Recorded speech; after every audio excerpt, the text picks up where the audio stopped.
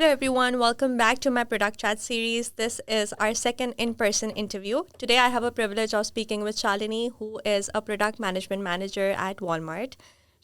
Her expertise lies around various industries as well, so automation, supply chain, product development, and so much more. As a mentor and speaker, she has been an invaluable resource to all the aspiring product managers out there. So today we will be speaking about her journey, her aspirations, her strategies, all of that.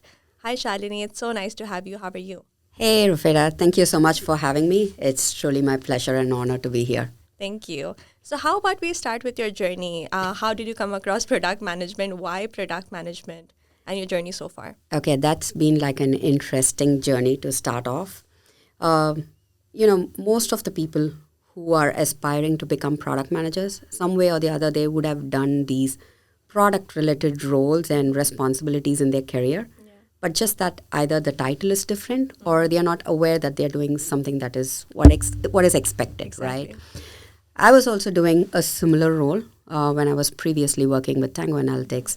But also, there came a point where, I just accidentally met someone from product and we were talking more about it and I got more interested. Yeah. And this was like early stages when I just graduated and all that. Mm-hmm. And I spoke with one of the product managers from a startup firm, like a small size company. Mm-hmm. And I got a very negative feedback from him saying that, oh, you are not fit for product. Not even startups would hire you. Wow. And I was like, this is so rude to say, someone who just graduated, and I did not even tell him that I want a job. I was just asking for how do I pursue this career and how do I move forward. And that was, I would say, like the starting point. When someone tell me like, you can't do it, that's when I'm like, why not? I should be the person to tell me that I cannot do it, not like someone else judging me. And then I was like, come on, you have to do it. And that's how it all started, because always I've been very passionate about building things and also getting to know the requirements and all of this. Yeah. This has always been a passion, but I did not know the title that product management is what my journey is, somewhere that I would fit in. But then when I discovered, I knew that this is going to be my path. And that's when I started reaching out to people, and this person was one among them. I was like, that's fine. If this guy thinks something negative about me, it's not going to define who I am. Mm-hmm. I'm still going to continue. But along the way, I would say that I've met like several others who were very instrumental in my growth, giving me feedback, right from, shaping up my resume, what are the things that I need to work on, focus and all that. And there have been like so many other areas where I personally started doing my own research, groundwork, and that's how I kind of slowly made my transition and got into product. But it all started with that one negative feedback. I like that. That's inspiring though, that you took that as a challenge. Yeah. Because a lot of people I know, they just get demotivated and they feel like, okay, this is not my kind of field. So that's definitely very inspiring. If you know what you really want and what you want to go behind, just chase it, go for it, and, finally you'll be there. Yeah. So what's that one thing I would say that you love about being a product manager? The one thing I personally love being a product manager is that you get to own the process end to end. Right. When people say you're the CEO of the product and all that, don't believe that blindly. Yeah. It is not. You don't get to make all the decisions. Right. You need the business approval for prioritization and all that, leaving all those stories apart. Yeah. There is one part of it where, you are going to do the groundwork, right from start till the end, meeting with your customers, going through, getting the requirements, prioritizing, doing what, knowing when to do, why you're doing it, what to do, everything, you get to be involved in the process as the first person, and then until it get launched. And also beyond after getting launched, right from tracking the metrics and making sure that everything is going as expected. Yeah. People are loving it. Yes. And then, keeping on moving forward in enhancements or whatever. Yeah. So I love that journey. Definitely. It's not about, just putting a product out there. It's about like a continuous improvement that it's like letting your baby grow, seeing your baby grow. It's like exciting, stressful at times. I wouldn't say it'll be like a path full of roses. No. It's like critical, stressful, sometimes like heavily challenging, especially when you are navigating from a legacy system which is like old, traditional, and making a shift to something digitize, which people are not used to. That'll be like really challenging, but I think it's all worth the process. And I enjoy being in that stressful environment, but I enjoy it. Because at the end of the day, it's like, everybody, when they say they love your product and they are excited to use it, that is a feedback that I kind of crave for. Yeah, that makes sense. So what's a day in a life of a product manager for you? I would say it would differ from people to people. It's not like one size fits all.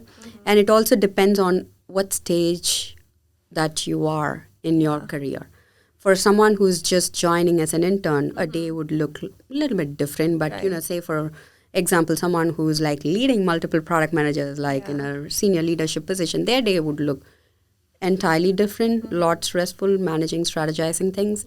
But in general, even for product managers, what stage exactly your product is in. If it's in like 0 to 1 in the discovery phase and all that, in contrary to someone who's doing a launch, it would be like very stressful for them. Right. So for me, I can say from my standpoint, like how my day looks like.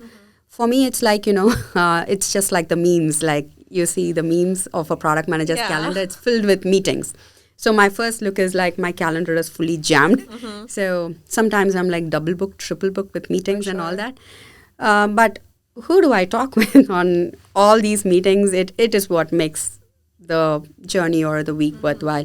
And majority, since I work for in-cap technology for a transportation product, my end users are like different kind of people who know technology, who don't know technology, including engineers, business people, working for people from the warehouses, distribution centers, drivers and all that, UX designers. So different people like this. So getting on meetings with them, talking about the, making discovery, moving on to the next process, planning for the deployment, how do we launch things and all that.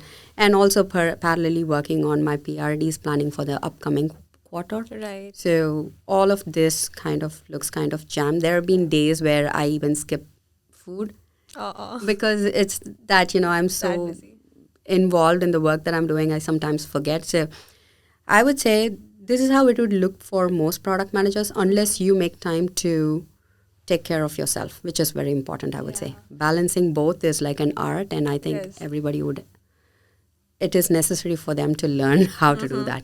So since you mentioned that you have so many meetings in a day, how do you manage that? You have definitely a lot of work, for example, PRDs, all of that. How do you manage to take out the time between those meetings?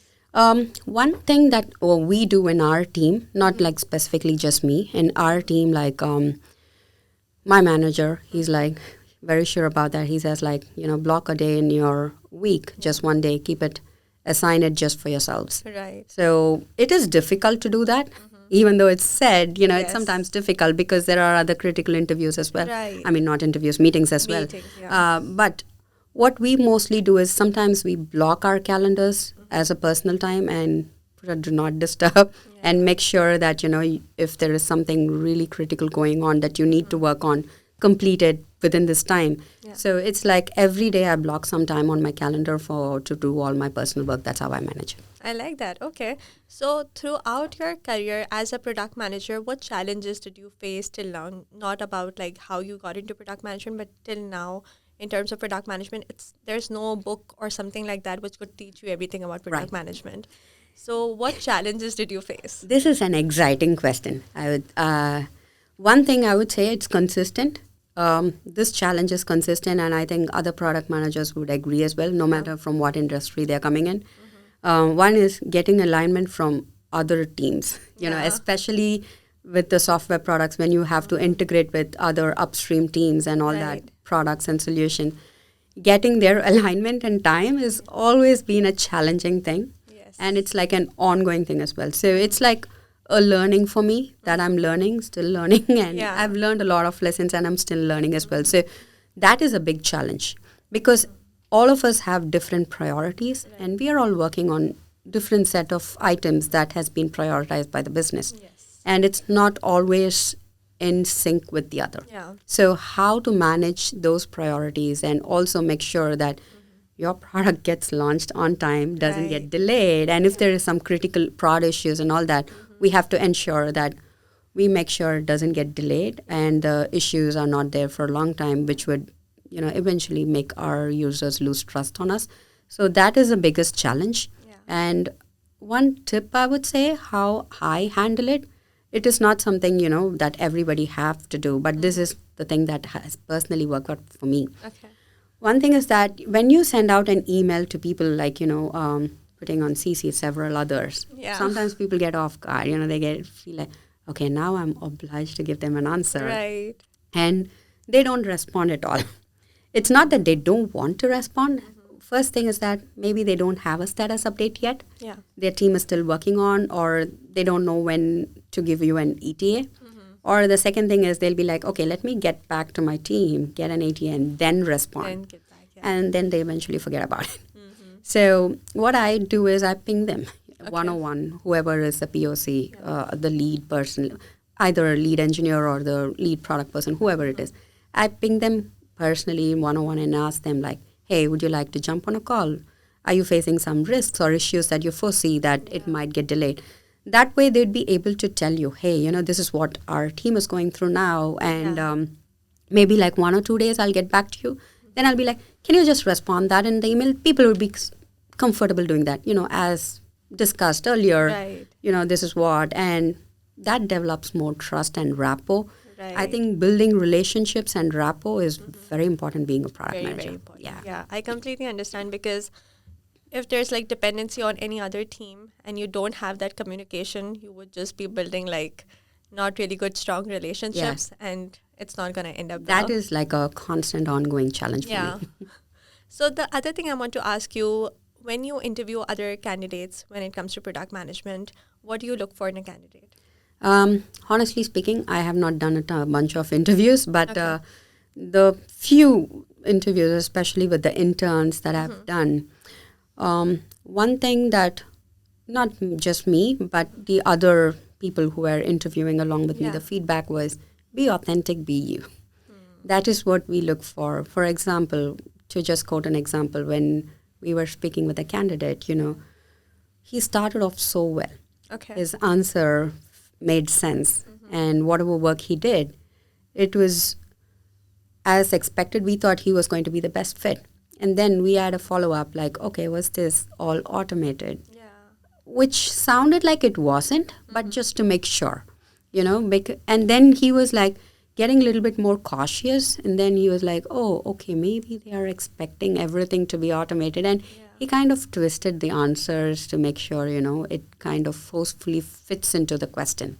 So that's what I would say, like, don't force yourself into something, but just let things go naturally. Yeah. There are a lot of transferable skills. Right. You don't have to fit into the team just because, even for me, if tomorrow, say, for example, I'm interviewing or I would like to go to some other teams within Walmart itself, just because I work for Walmart doesn't mean that I know every product and technology out there. I would be new to their team. Yes. So I would be considered just like any other person coming outside the Fresh, company. yeah. So have that mindset, it's not that nobody expects that you have to know everything and you have to have everything. Right. So whatever skills you are bringing to the team, that's totally fine. Just say this is what you did and this is what you are willing to offer and make your contribution in. That is totally fine rather than just making up stories. Yeah, I love that. So since you mentioned about like transferable skills, how can one show a transferable skill on their resume or LinkedIn? One common thing I've noticed when I do all this mentoring is that candidates write their resume from a point of view thinking that, throwing in a bunch of numbers and metrics there would make their resume stand out. Yeah. But that's not the case. The numbers make sense only when they add value. Right. And how do we know that you have added value without telling the person what problem you were solving? That is a very common thing that I've been noticing with most of the resumes. I would say like more than 70% of the resume. Wow. It kind of tells like, they mention what they did. Yeah. Built this, and achieved this X metric. Instead of telling something like what you built or what you solved, first tell what was the problem. Yeah.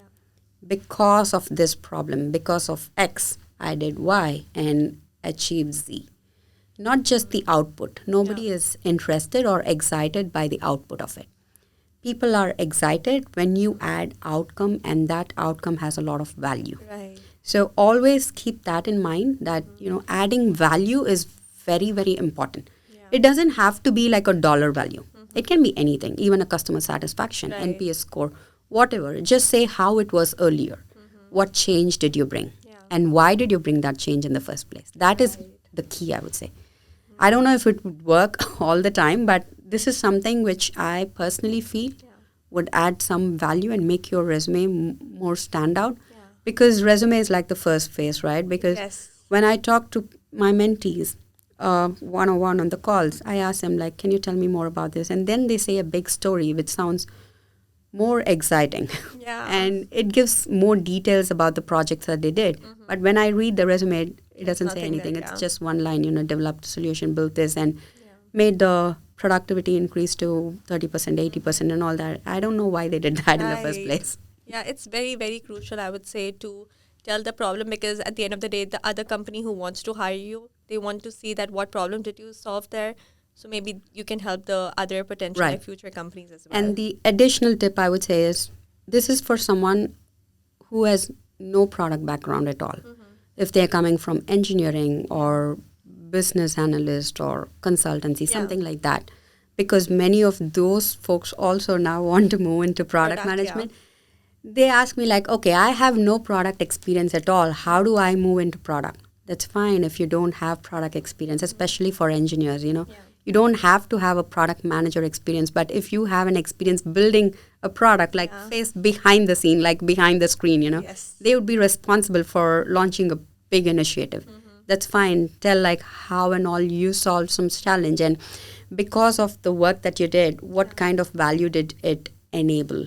Right. So that is also a way to say that showcase all of your skills. Yes. So I would say these are some of the transferable skills. You don't have to be in a position where you took strategic decision making or you had to prioritize, but there are so many other things you would have prioritized in your Right. day-to-day work as well. So you can showcase that.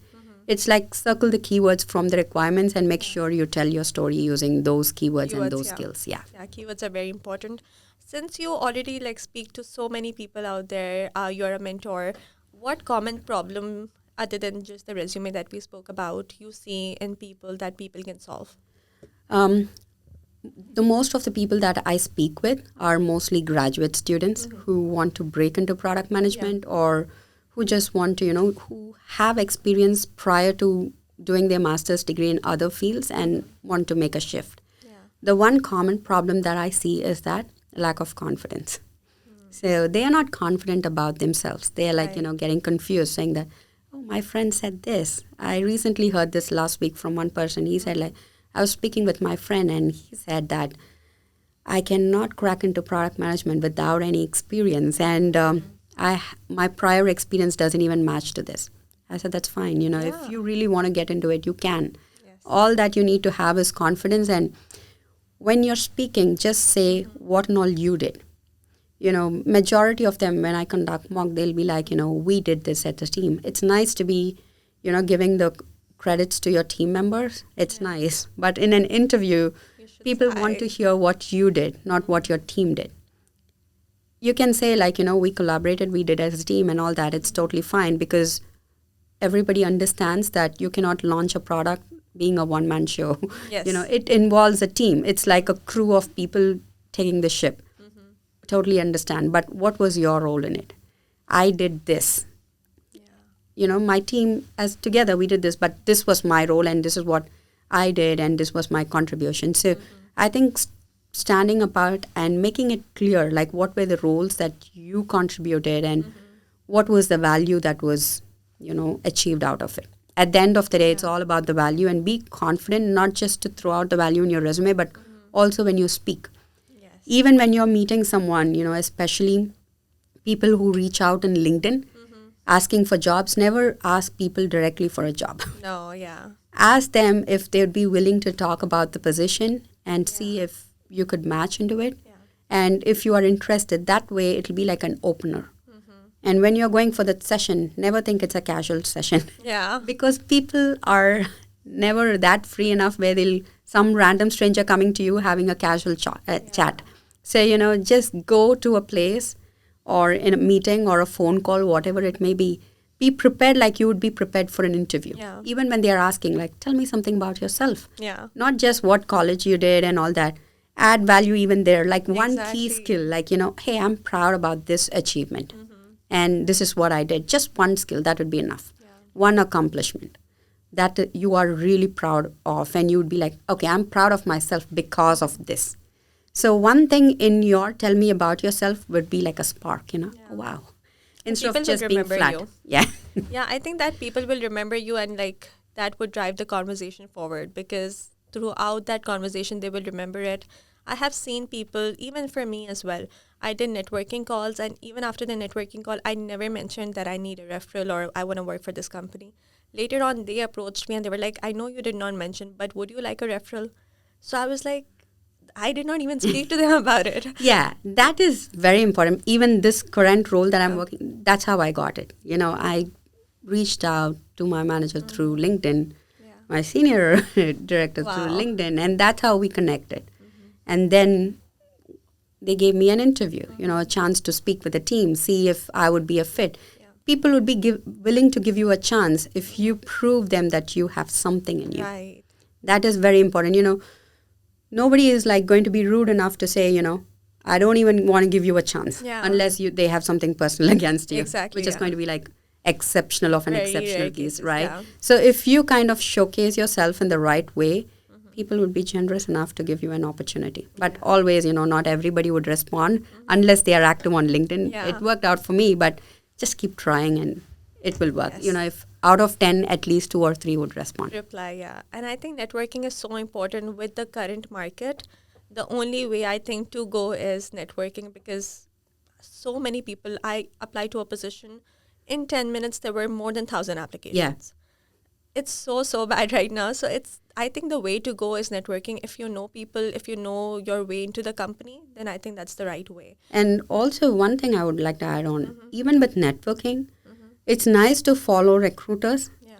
but they are already being followed by so many people. And there are so many messages in their inbox. It's not that they don't want to reply to you. It's just that, they have tons and tons of messages, especially when they are posting out a job, and you'll be just one among the So many, yeah. And, they'll be tired enough to go and respond to each and every one. Yeah. But on the contrary, if someone, say, for example, who doesn't have a title of recruiter, they would comparatively have like a few followers. Yeah. And, in opposition to the recruiters, they have like tons of followers. They'll be having like lesser followers. And if you see the comment section, mostly it'll be like 20 to 30 comments at max. But for recruiters, if you see within few minutes itself, hundreds of comments will be there. So, reach out to people like them, like managers and all that. When they are making a post, it means they are looking out for people actively. Yeah. So reach out to those kind of people, like no harm, Don't tell them, hey, give me a job. But instead, like, hey, can I know more about the position? Would you be open for a quick chat or a quick call? That would be like a polite way to reach out, rather than just simply going and asking them, hey, can you give me a job? Or reaching out to random strangers and asking them, would you be open to referring me? No one. And you wouldn't believe, someone reached out to me and asked, like, I had applied to a job at Walmart. I didn't hear back from the team for almost like 3 weeks now. Can you help me follow up? I'm like, I don't even know who you are. I don't even know which job you applied to. I don't even know when you applied. Yeah. No resume, no context, nothing, but just randomly asking, can you just follow up? I'm like, I can't do that. Yeah, that's I have not no the right clue way, at all. So these are some of the things that you should never do. Yeah, like I spoke to someone a few weeks ago. She called me and she was like, are you still working for this company? Would you be able to refer me? I was like, no, I'm not working for this company anymore. She was like, oh, I thought to call you just because you work for this company and I want a referral. And I'm like, no introduction, nothing. Yeah. And it's more like, okay, can you refer me? I think that's not the right way to go through. Right. And also, like when one of my mentors taught me this, always keep your connections active all the time, just sending some messages once in a while so that they remember you. Even if there is a position that is not available in their team, if they know a position is available in their friends, the company that your friend is working for, they would refer you there. Exactly. So it would always work. And I think referral not works always, because I was speaking to Rudra on the other interview, and he mentioned that whenever he's putting a referral for someone, there's like a paragraph. Why would you think that this person would be a right fit? And if you don't write anything, it's just like goes as a normal general referral that maybe someone connected with you on LinkedIn and they want a referral. So it's not more like personalized. So it depends on like who you connect with, how much do you know them. And they should be willing to say some good things about you. Directly reach out to the hiring manager or the recruiter. Just sending a referral link doesn't work at all. Yeah. So coming to transferable skills, since you mentioned about transferable skills, that could be one way to go into product management. What other ways do you think a person can go into product management? I know there's one when people build their own product from like 0 to 1. What other things could there be? One of the other suggestions I would give, if you have no experience at all in product management, maybe putting up like a small bio about you, portfolio or something like that, and telling what all you did, adding that link to your resume. It is like one of the other ways where you can showcase your understanding about the product. And also, even if it's an academic project, that's still fine. Or if you're doing a product teardown, if you have zero experience, especially for students who have no work experience at all. If you have done a product teardown, anything, add it to your portfolio.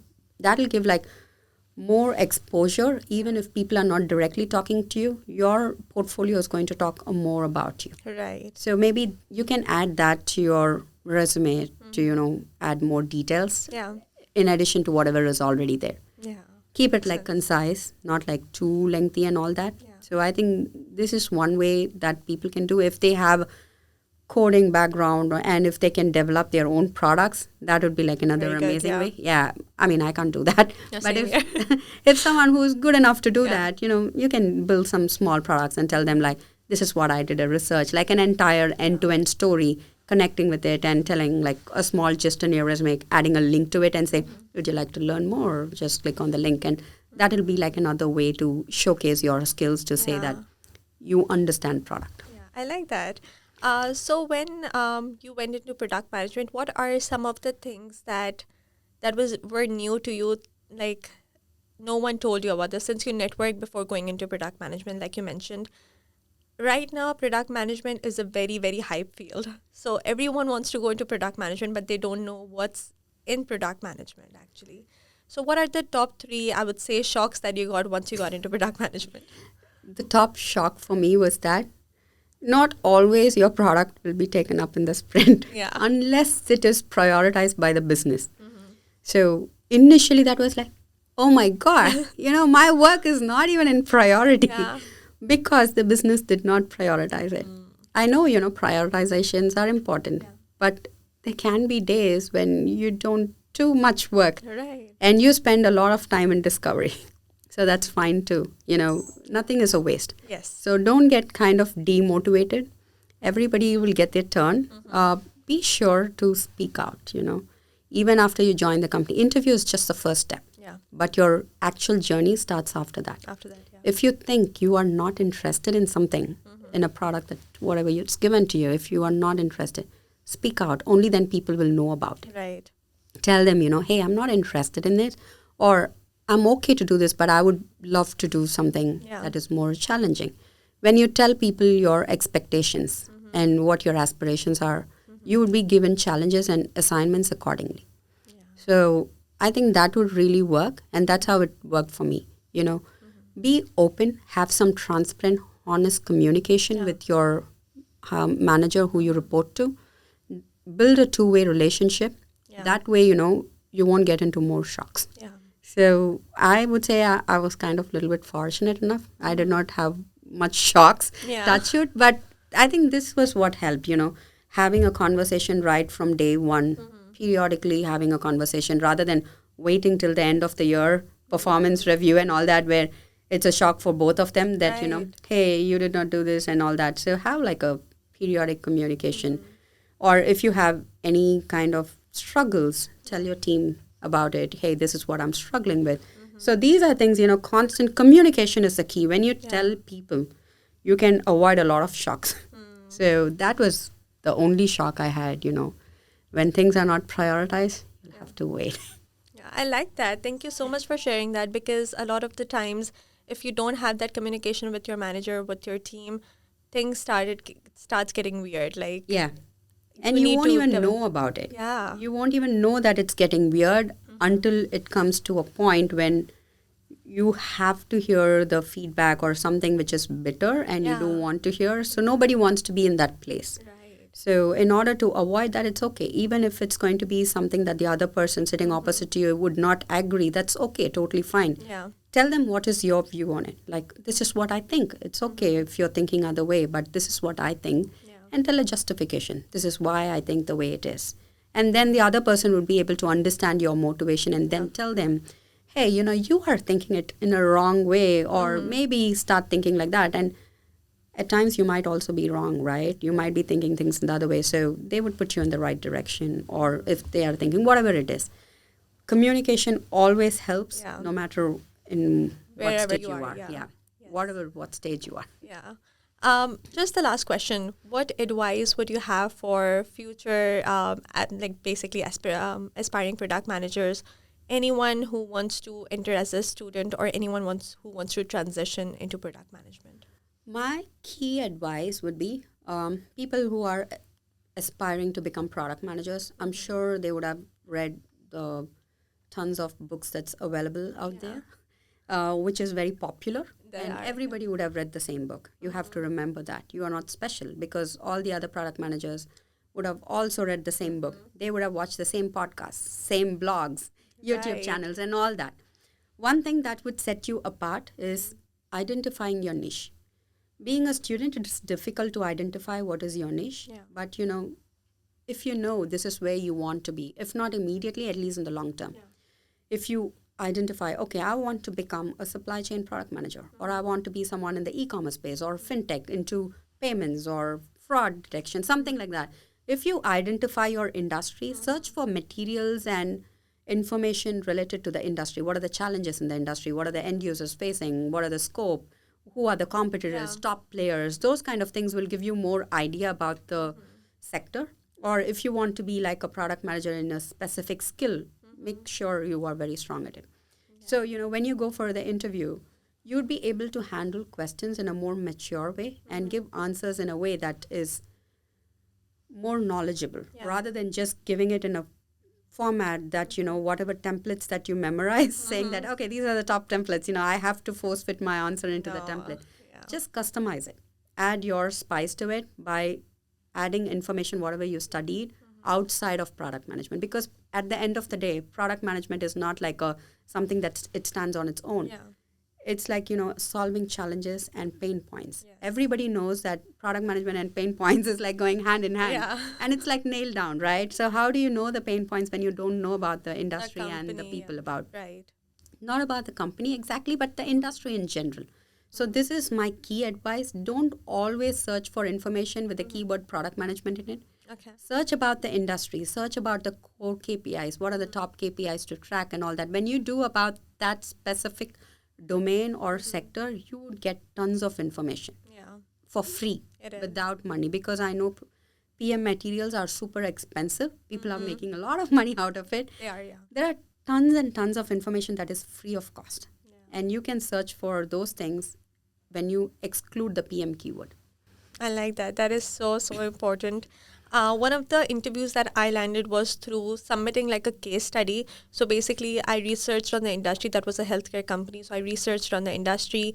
I added all the information about their competitors, what they are doing, and all that stuff. That helped me. I sent it to the director of product management there. And that's how I landed one of the interviews. So I completely agree with your point that it's very, very important to go through the industry research as well. Figure out about your niche. Very important. Yeah, because we have all heard people say that when you go for the company, interview, never go to the interview without learning about the company, right? It's not just about the company. It's about the industry on the whole. So when you are starting to prepare right from day one, okay, these are the top 3 industries or top 2 that I really want to get into. Make that as your primary focus. It's okay to find any job, because getting a job is more important, I agree. But at the end of the day, you also need to prioritize what you want. Completely understandable. Thank you so, so much for sharing that. all of the insights were so helpful, especially for me as well. So thank you for sharing that. No problem. My pleasure. And just thank you for being here as well. Thank you so much for having me. I hope, if this helps at least one person, I'd be really glad. For sure. It helped me. Thank you. Thank you so much.